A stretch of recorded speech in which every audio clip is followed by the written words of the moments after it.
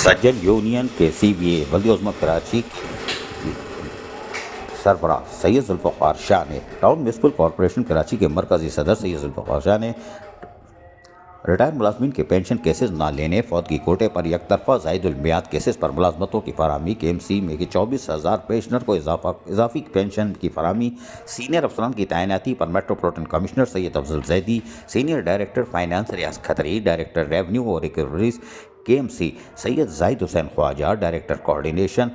محسن شیخ سے بھی ملاقات کی اور انہیں اس سلسلے میں بریف کیا۔ میٹروپولیٹن کمشنر بلدیہ عظمی کراچی سید افضل زیدی نے اس سلسلے میں مکمل تعاون کی یقین دہانی کروا دی۔ Sindh solid waste management board سے کراچی ساؤتھ کے 2 ٹاؤن صدر لیاری ٹاؤن کے بالترتیب 408 اور 331 ملازمین کی گزشتہ ماہ کی ماہوار تنخواہ کے بلز کی پرنٹنگ منظوری کے سلسلے میں چیف اکاؤنٹ آفیسر نعیم یوسفی، بجٹ آفیسر مقصود بندانی اور پیرول آفیسر صدر ٹاؤن عاشق بلوچ سے بھی ملاقات کی اور پیرول پر انٹریز میں تاخیر پر Sindh solid waste management board کے پیرول سے دونوں ٹاؤنز کے ملازمین کے بلز کی پرنٹنگ کے عمل میں نگرانی کی۔ چیف اکاؤنٹ آفیسر نعیم یوسفی نے انہیں یقین دلایا کہ آج